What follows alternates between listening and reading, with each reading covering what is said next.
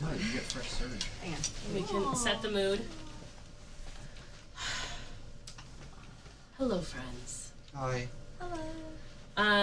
Whoa, I was hoping we'd take the lights down a little bit, but that's different. Spotlight. Thank you. Okay, so, yes, I have crashed twice today, but it's important to highlight an important thing here, and that's why I've crashed that you will watch. I don't know what I'm saying. The first thing is I'm on a lot of cold medicine right now. But the second thing I want to talk about today is why we do Does Our Best for Hope and for Child's Play Charity. So, I, every year, have the opportunity to tell my personal story of, wow, there really is just a spotlight on me. When I was a little kid, I was in the hospital, I was sick, and somebody donated games and a console so that I could play video games and feel normal like a kid again. So I just want to make sure that everyone can hear from me that story, because often it is easy for us to sort of forget that like we have so much fun here and it's awesome and we raise money, but we kind of sometimes can get disconnected from what it is that we're raising funds for and who we're helping.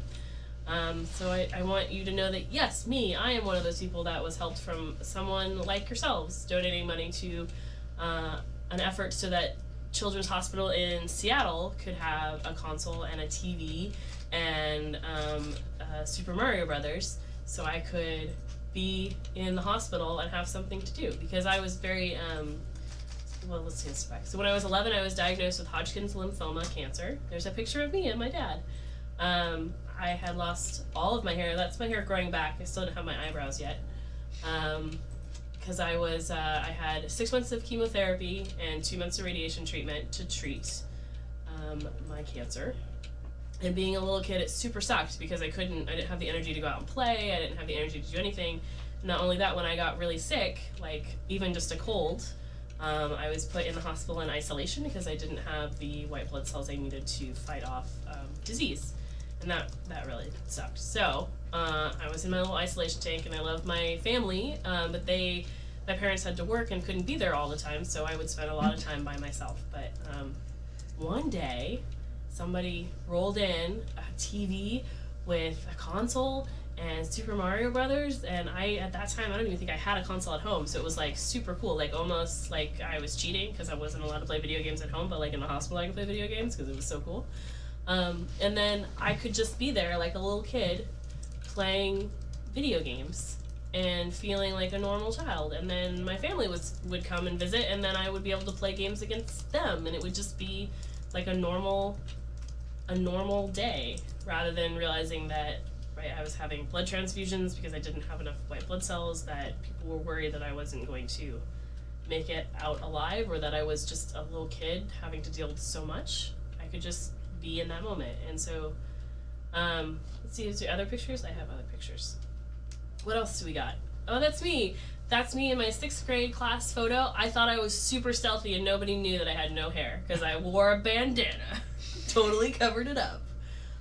Because also when you're a kid and you are sick, you feel completely different than everyone else, and that really sucked, because I remember being on the playground the first part of the school year when I could actually attend school. I would be by myself, and I would see other kids like huddled up, like talking about me and pointing at me. And I don't think they were trying to be cruel. They just didn't know how to deal with the fact that there was someone that was different. And so I felt incredibly isolated and away from everybody. And that sucks when you're a kid. What other photos do we have up here?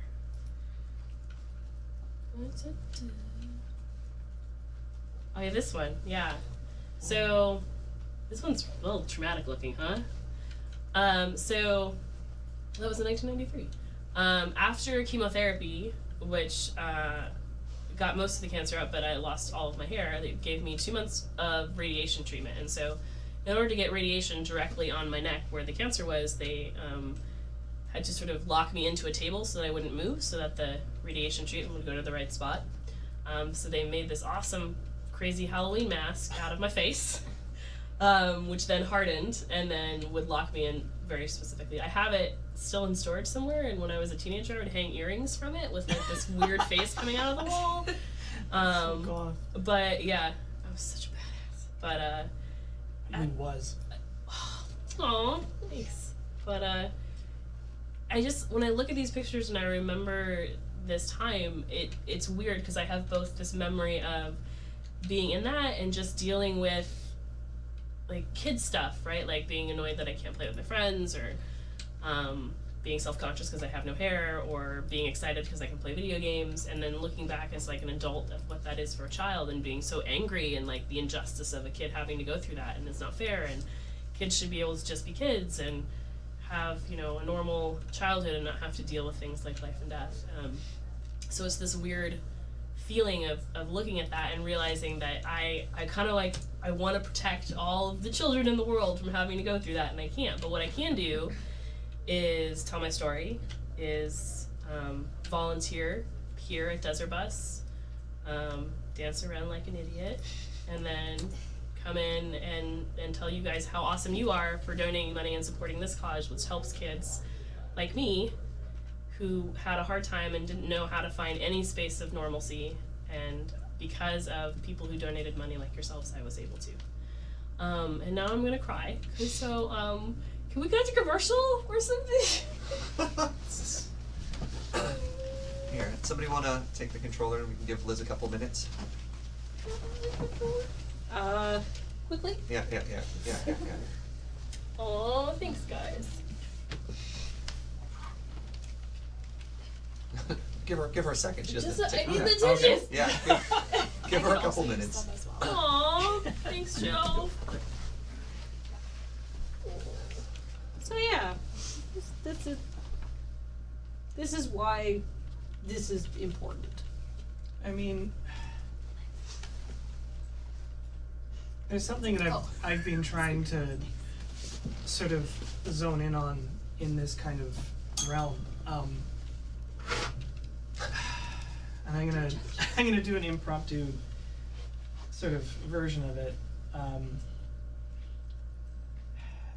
Everybody has their job in this journey through whatever this is. And for every doctor and medical technician and all the infrastructure that does the actual heavy lifting of returning these people to health, there's another half to that, which is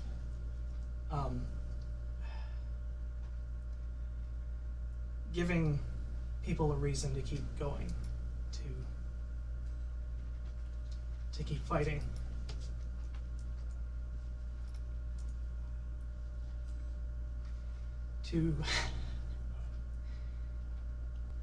I mean, it's right there in the title of this this broadcast. It's for hope. And that's not something that everybody can do, but we can, and you can. And we do, and you do. Thank you so much.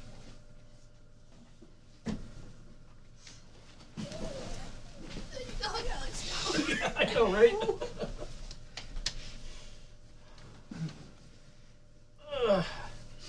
I often think we're all going to get through this together, or not at all. And I'm definitely pretty stoked about the together aspect. Yes. So. Do you have toilet paper in there, engineering? Do you need toilet paper?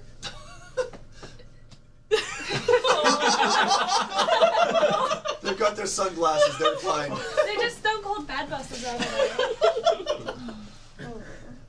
Fall behind the streams man. of tears. Alex, Yeah? fist bump. Any day, man. Let's be really careful. There are Lysol wipes. Do not wipe your tears. Do not wipe your tears away with Lysol wipes. Oh, the burning! They're right here. They're called tear enhancers. No one has grabbed them yet. So I don't we're know good. why there's Lysol wipes still in the middle of the room. Site volunteer, please. Remove them from the presence. I was about to- Thank you, Sarah. They're safely outside the room. No bleach eyes. No bleach eyes. Yeah, I had this kind of, I mean, it wasn't like a big epiphany or anything, but I think I started to realize the value of morale Because it's super easy to get hung up on, thinking that it's just like, oh, I'm not doing enough, or I'm not doing the right thing for, what is going to help everything. But it's just like, Just do something. yeah, do something. If you can make one person's life even a little bit less hard, Doctors are very good at fixing people's bodies. Yeah. What we do is fix people's hearts. I'm sorry. Oh. I'm sorry, Alex. Sorry, not sorry. Oh, man. You're not wrong. No, it's true. Yeah. Oh. Hashtag sorry for making you cry. Feel good.